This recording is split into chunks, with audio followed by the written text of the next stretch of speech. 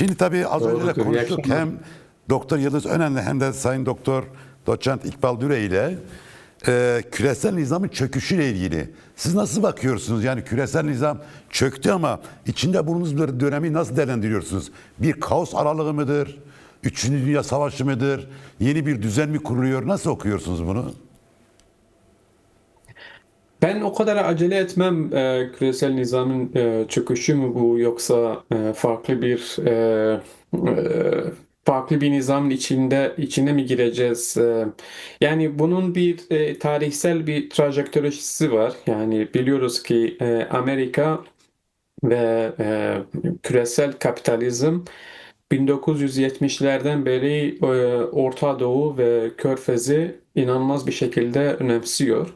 Ve bir sürü akademisyen bunu söylüyorlar, yani Körfez 21. yüzyılın yani küresel kapitalizmin 21. yüzyılın merkezi oldu ve böyle bir önemi vardı. Yani biliyorsunuz, yani Kürtlere biraz bir bağlantı yapsak, 1970'lerin başında Barzani hareketi vardı. Barzani'nin devrimi ya da başkaldırı nasıl adlandırıyorsak, o zaman Amerika bir çeşit bir anlaşma yaptı İran ve Irak arasında. Ve Barzani'yi bıraktılar ve o zaman yani tabii ki herkes eleştirdi. Kissinger dedi ki yani bu bizim işimiz değil, biz bir vakıf değiliz, bu bizim diplomasidir. Ki açıkçası yani baktığımız zaman aslında bugünkü sorunların, bugünkü olayların o bakış açısından, o zamanki yanlışlarından dolayı görebiliriz. Yani o zaman bile bir Kürdistan kurulsaydı, yani büyük ihtimalle Amerika şimdiki sorunları yaşamazdı. Bu ne demek? Şu demek ki Amerika sürekli bir kriz ve çözüm yöntemiyle bölgeyi yönetmeye çalışıyordu. Bir kriz olsun, ondan sonra biz Ama şöyle bir gelelim şey de var, yani birleştirelim. Amerika ile NATO arasında çok ciddi kriz var. Amerika ile Rusya arasında, Amerika Çin arasında. Yani İkinci Dünya Savaşı sonrası kurulan nizam Sovyetler Birliği'nin çöküşüyle yeni bir durum ortaya çıkardı. Şimdi sanki böyle bir alt üst oluş var. İşte Venezuela gitti, Maduro alıp getirdi. Yani buna baktığımız zaman küresel bir hukuktan bahsedebilir miyiz? Yani artık Birleşmiş Milletler'in bir fonksiyonu var mı sizce? Yani ve uluslararası hukuk diye bir şey var mı artık, yoksa? Yani uluslararası hukuk hiçbir zaman yoktu. Yani 1945'ten sonra bir hukuk ortaya çıktı. İnsan hakları ve özgürlükler dediğimiz şeyler ve hakimiyet hakkı, yani ulus devletlere hakimiyet hakkı verildi ve kutsal bir şekilde bu savunuldu. Ama o zamandan beri biliyoruz ki yani emperyalist güçler nerede müdahale etmek istiyorlarsa yapmışlar ve nerede yani Uzak Asya'yı biliyoruz, Latin Amerika'yı biliyoruz, Orta Doğu'yu biliyoruz. Yani aslında bu sürekli devam eden bir şeydi. Ama şimdi durum nedir? Yani siz de bahsettiğiniz gibi farklı güçler ortaya çıkıyor, farklı teknolojiler ortaya çıkıyor, farklı ilişkiler ortaya çıkıyor. Ve Amerika bunları kaldıramıyor. Amerika artık bir kapitalizm ve şey arasında kalmış. Bir kapitalizm ve kendi kimlik yani bir emperyal güç olarak, yani hiç e, yani kendine karşı güçlü olan, kimseyi kabul etmeyen bir kimlik yaratıldı ki bu Körfez'de yaratıldı açıkçası. 1970'lerde, 80'lerde Körfez'de bu Amerika kimliği yaratıldı.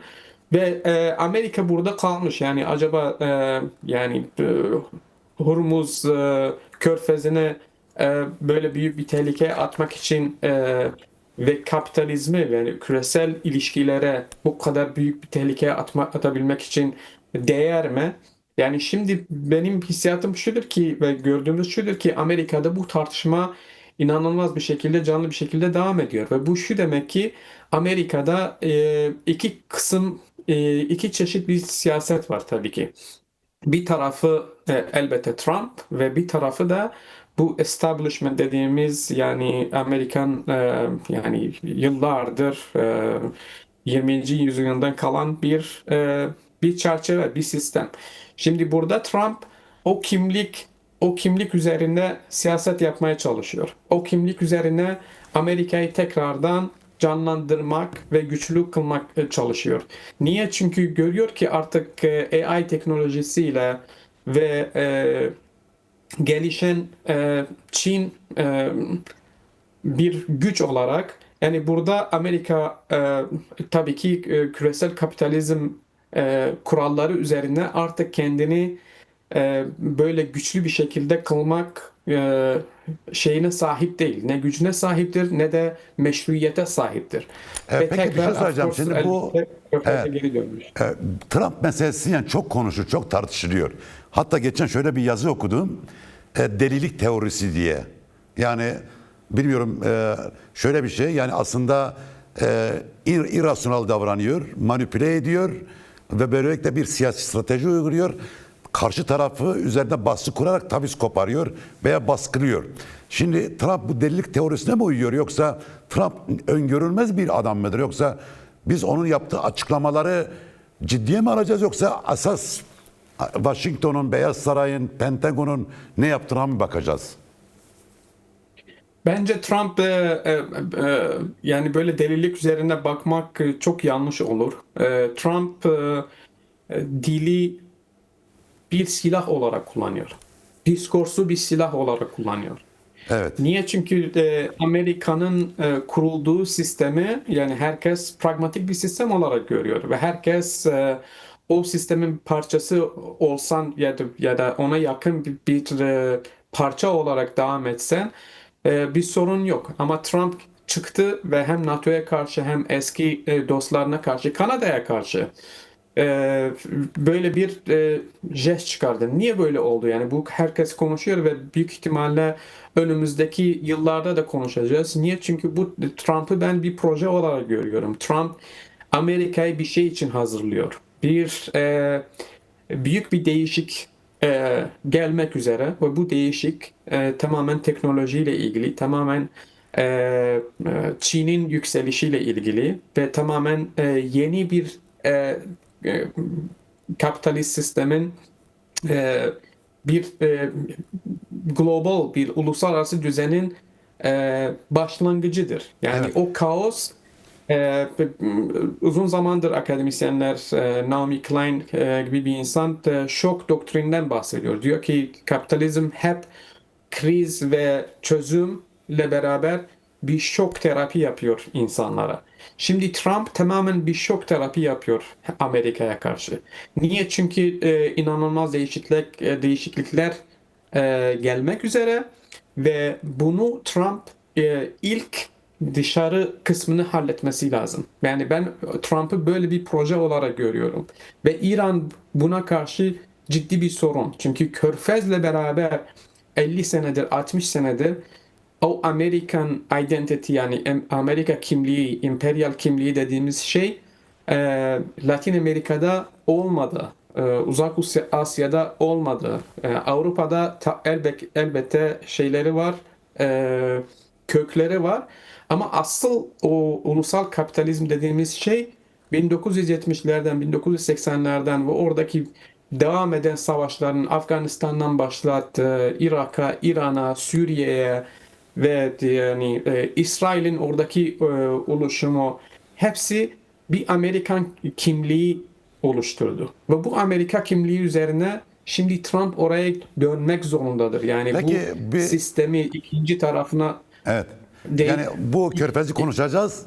Orta Doğu'da da ne tür değişiyor ama bir ara soru sormak istiyorum. Çünkü Trump daha önce Kanada'yı da tehdit etti. Hatta dedi Kanada Amerika'nın bilmem kaçıncı eyaleti olsun dedi. Yani gerçekten bu Trumpizm döneminde hatta Trump'ın Amerika yeniden şekillendirdiği dönemde Kanada'yla bir ciddi bir kriz gündemde mi yoksa yani Kanada'yı yutacak mı bu adam? Yani Amerika Kanada'yı ele mi geçirecek? Nasıl bakılıyor bu meseleye? Valla Cahit Hocam burada böyle konuşuluyor. Hatta gerilla savaşlarından bile konuşuyoruz yani. Biz de buraya geldik yani başımıza bela. Olacak mı? Burada da mı gerilla olacağız diye düşünüyoruz. Yani böyle bir e, aslında bir oyun var. Oyunun adını ben unuttum. Yani tamamen toprak üzerine yürütülen bir stratejik bir oyundur. Ve kim Amerika'da güçlüyse onun ilk hamlesi tabii ki komşu ülkelere alması lazım. Ve burada Kanada çok önemlidir. Daha sonra Greenland. Yani Trump sanki o oyunun bir parçasıdır. Ama açıkçası bu yani en yakın dost, en yakın ülke. Yani biz Kanada yaşıyoruz biliyoruz yani Amerika'yla yani her şey İç içe. birleşik. Bir senedir, bir iki senedir şimdilik böyle bir ulusal bir hissiyat var, ulusal bir eylem var, bir kampanya var ki Kanadalı olalım. Yani böyle bir şey yapıyorsa Trump, yani ben bunu yarın öbür gün ya da gelecek sene, gelecek 10 sene böyle bir şey olacağından daha ziyade diskursif olarak yani söylem olarak, dil olarak, dili bir silah olarak dostlarına karşı bile kullanabilirim. Böyle bir hava yaratmaya çalıştı ve çok da başardı. Yani şimdi İran'a karşı Trump sürekli söylüyor ya diyor ki biz İran'da başardık ama İranlılar o hikayeyi daha iyi Peki kullanıyorlar. tam da onu Ve sormak onlar istiyorum. onu kullanıyor. İran'da kim kazandı? Bu İran Savaşı'nda 2 haftalık bir ara verildi. Az önce Sayın Düre'ye de sordum. Yıldız Önen'e de sordum.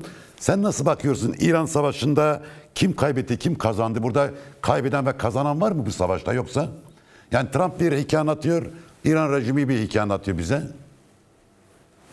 Bence bunun için de bir kazanan kaybedeni bulmak bence biraz erken. Bunu söyleyeyim. Yani İran sanki bu bir aylık bir savaştan sanki kazanan bir taraf oldu. Yani özellikle sosyal medyada ya da insanların Trump'a karşı hissiyatlarına ve bu uluslararası düzene, bu küresel düzenin tehlike altında olmasından sanki bir İran kazandı gibi bir hava yaratıyorlar ama açıkçası öyle bir şey yok yani. Amerika'da yaklaşık 15-20 kişi ölmüş, asker ölmüş. O da bölgede. Amerika'da hayat devam ediyor ve herkes kendi işini yapıyor. Sunucular kendi dalgalarına geçiyorlar Amerika'ya, Trump'a, bu siyasetlere ve her şey devam eden bir durum var ama İran'da tamamen Farklı bir durum. savaş hali ve insanlar perişan durumda ve tabii ki elektrik giderse ve onunla beraber ben geçen sefer de ben size onu anlattım.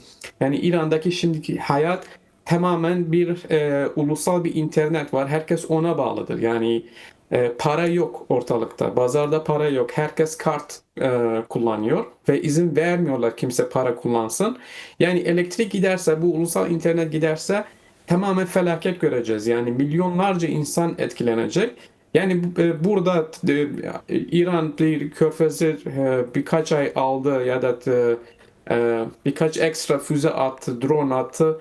Yani bu ne olacak? Yani böyle büyük bir savaşta tabii ki İran yani başlangıçta kaybeden taraftır. Yani şimdi böyle bir savaşta yani Trump'a karşı ben güçlüyüm ve insanlar da yardım etsin hem batıdaki insanlar hem de bölgedeki insanlar, batıdaki liberaller bir şekilde herkes küresel düzenin şeyini ağıtını okuyorlar ve o herkes belki İran bir şans olarak Trump'ı durdurabilir. Ama öyle bir şey yok yani İran tek başına da bu savaşı yapamıyor. Biz biliyoruz ki dördüncü haftasından sonra bu anti-aircraft bu uçaklara karşı füzeler ortaya çıktı. Onlar nereden geldi yani? F-35'lere indiren bir füzelere şimdi sahipler. Yani o dördüncü haftada çıktı. Yani bu savaşın ilk günlerinde öyle bir şey yoktu ve Teheran darmadağın oldu. Yani şimdi nasıl çıktı? Tamamen yani nasıl Ukrayna NATO için bir savaş meydanı oldu. Şimdi İran'da Çin için, Rusya için Amerika'ya karşı bir savaş meydanı oldu ve Amerika yani bu bellidir ki bayağı geç kaldı ve İran bu savaşı devam edebilir. Ama bu savaş tamamen bu uzun söylediğim gibi 1970'lerden devam eden bir savaştır. Ve bu savaşta Amerika böyle bir kaybeden diliyle konuşsak kaybetme havası olursa tabii ki Amerikan emperyalizmi tehlikenin altına girer. Yani Evet. yani Amerikan emperyalizmi çökecek ve bunu kesinlikle ne demokratlar ne cumhuriyetçiler bunu istemezler. Trump bir projedir. Trump dilini kullanıyor ama böyle bir ulusal güvenlik bir sorunda bütün Amerika Trump'ın arkasında kalacak. Yani özellikle İran bu durumu, bu savaşı başka yerlere taşırsa ki taşımak istemiyor. E, Yani tüm Taşıyacak gücü dünya de İran'a kalmadı karşı. çünkü. Yani çünkü İran'ın vekil güçleri, o direniş ekseni de çok ağır darbe aldı. Oradan harekete şunu sormak istiyorum. Yani tabii Haziran'da da bir savaş yaşandı. 12 gün savaş yaşandı. Aslında e, en önemli kırılma anı 7 Ekim 2023'te Hamas'ın İsrail'e saldırısıyla başladı ve oradan sonra yeni bir dönem başladı Orta Doğu'da. Şimdi bu son savaş sence Orta Doğu'yu nasıl etkileyecek? Yani bundan sonra ne göreceğiz Orta Doğu'da? Örneğin Suriye'de, Irak'ta, İsrail'de, Filistin'de, Yemen'de, hatta Pakistan'da, Türkiye'de bu savaş bütün bölge için ne tür sonuçlar ortaya çıkarıyor sence? Yani tarihe baktığımız zaman bu kriz çözüm ikili ilişkisi devam edecek elbette. Yani bu savaşla beraber büyük bir değişiklik olabilir tabii ki İran'da. Yani ben başka yerlere de söyledim. İran İmparatorluğu'nun çöküşünü bile görebiliriz. Tabii ki Trump da öyle dedi ki bir medeniyet olarak İran'ı indirmek istiyor bir gecede. Ya bu nasıl olacaksa artık bilmiyorum. Ama İran rejimi, İran İslam Cumhuriyeti bile gitse İran'daki krizler ciddi bir şekilde devam edecekler. Ve tabii ki o neye sebep olacak? O ulusal e, e, devletler, o ulusal ülkeler e, kendi topraklarına, kendi insanlarına, kendi güvenliğine daha sıkı bakmak ve herkesin kendi işini kurtarmak, kendi halini kurtarmak durumu olacak. Ve tabii ki tamamen bir statükocu bir durumu göreceğiz. Ama tabii ki İran İslam Cumhuriyeti giderse e, yani İran halkları farklı bir çözüm yaratırlarsa yani bu herkes için özellikle komşu ülkeler için bu büyük bir tehlikedir. Ve İsrail önümüzdeki yıllarda tabii ki Hakan Fidan da şöyle söylemiş ki İsrail İran'dan sonra düşman arayacak ve ilk sırada Türkiye geliyor.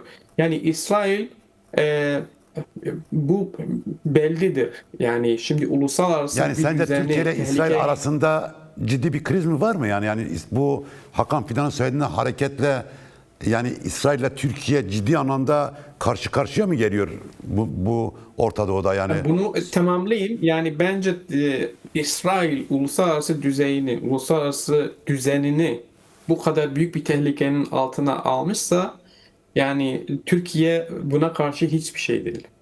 Yani Türkiye'yi de bu işin bir parçası haline getirir ama bu tabii ki tam İran'dan sonra olacak bir şey değil. Evet. Yani şimdi bu savaştan sonra bu savaş ya biterse ya bir şekilde devam ederse ve diyelim ki yaza kadar ve o zaman durursa yani bu Trump'ın e, tradisyonel ilişkileri, NATO, Orta Doğu, Uzak Asya, o ilişkileri tekrardan bakacak. Yani Amerikan sistemi tekrar onlara bakacak ve büyük ihtimalle NATO'ya karşı farklı bir siyasetler gelişebilir. Ve böyle bir şey olursa tabii ki ilk kurban Türkiye olacak ve Türkiye ile beraber İsrail tamamen Orta Doğu'da yani böyle bir egemenlik yaratabilir. Evet. Egemenliğe gelebilir. Peki Yani burada sizin sorunuza gelirsem, evet. yani bence Türkiye bu konuda e, çok zayıf noktaları var. Özellikle Kürt meselesi en önemli zayıf noktası. Ama orada tabii ki farklı dinamikler de var. E, ve yani benim kanaatim, e, İsrail Türkiye'deki o dinamikleri önce harekete geçirmeyi isteyecek ve o dinamikler nasıl cevap verecek onu hep beraber göreceğiz. Çünkü böyle bir savaş, İran'a karşı böyle bir savaş Türkiye karşı ihtimali bence azdır. Evet.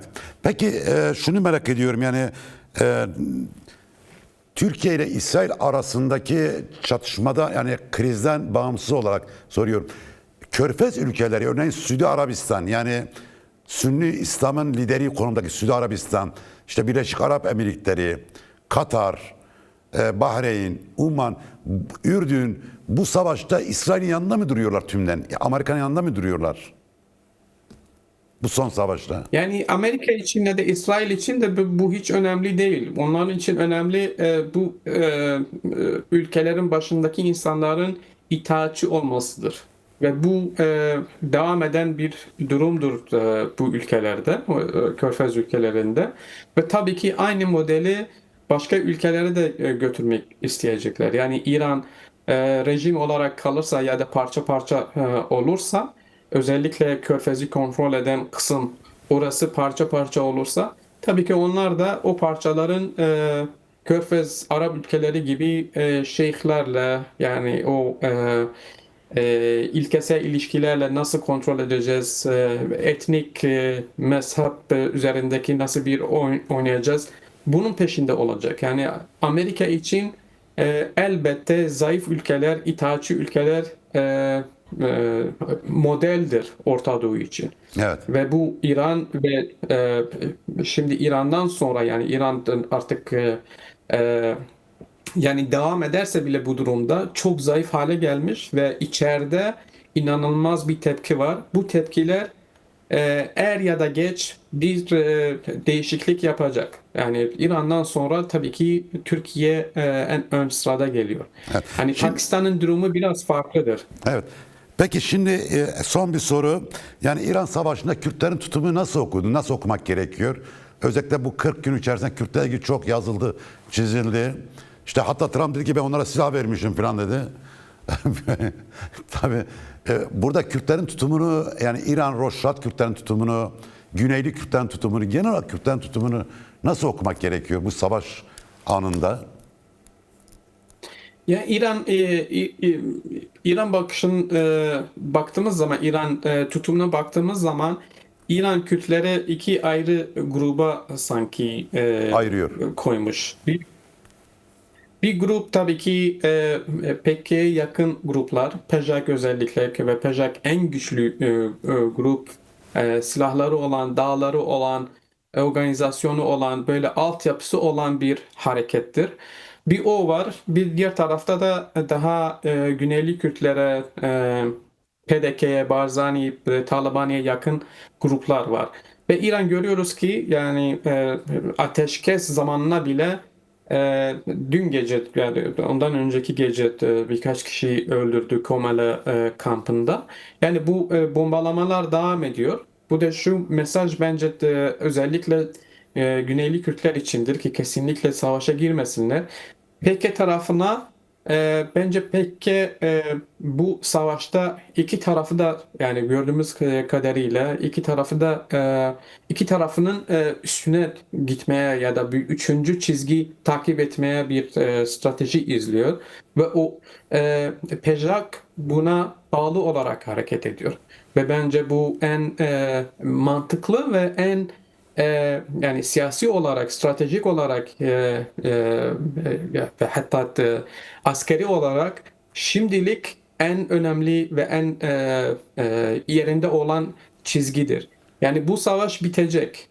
İçerideki gruplar, biz biliyoruz Birinci Dünya Savaşı'nda Orta Doğu'da yüz binlerce Ermeni ile Asuri katledildi. Niye? Çünkü herkes savaşı onların üstüne attı. Herkes dedi ki onlar ecnebiyle çalışıyorlar, Ruslarla çalışıyorlar, Almanlarla çalışıyorlar. Yani Kürtler şimdiki durumları nasıl kendimizi kuracağız stratejisi olmasıdır ve bence şimdiye kadar böyle bir çizgi bütün Kürtler bu koalisyon oluşturulan koalisyon Rojalat'ta bunu takip ediyor. Ama şu belli ki yani Batı'ya daha yakın hareketler yani sanki böyle bir hazırlık içinde varlar. Yani hem PDK hem Komala bugün de gördük yani diplomatik bir şey de var, bir ilişkiler de var. Hem de Avrupa Parlamentosu'nda toplantıları var.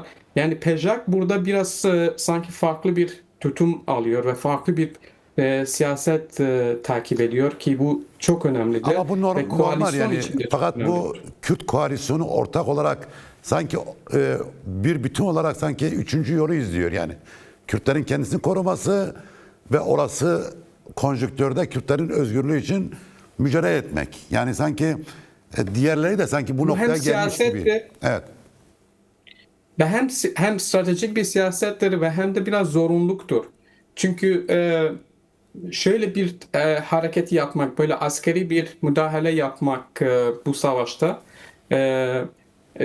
tabii ki burada sadece PEJAK'ın gücü var. PEJAK'ın altyapısı var.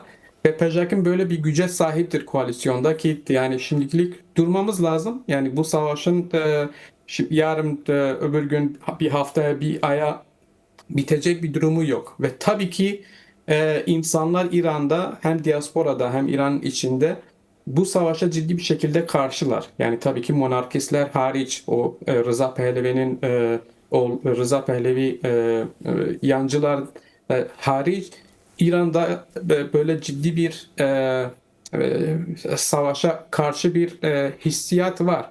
Ve burada İran Kürtler yani koalisyon bir yanlış bir hareket yaparsa bu çok büyük bir tehlike Tehdit olur. yaratabilir Kürtlere karşı. Evet. Yani benim kanaatim bu savaş bir yerde duracak ve içerideki dinamikler hızlandıracak ve o içerideki dinamikler üzerine o zaman Kürtler e, e, kendi siyasetlerini, kendi olgunluklarını ortaya koyabilirler ki görüyoruz şimdi insanlar PJAK'ı dinlemeye başladılar. Bu üçüncü çizgi nedir? Yani bu nasıl biz bu ikili cehennemin üstüne çıkabiliriz?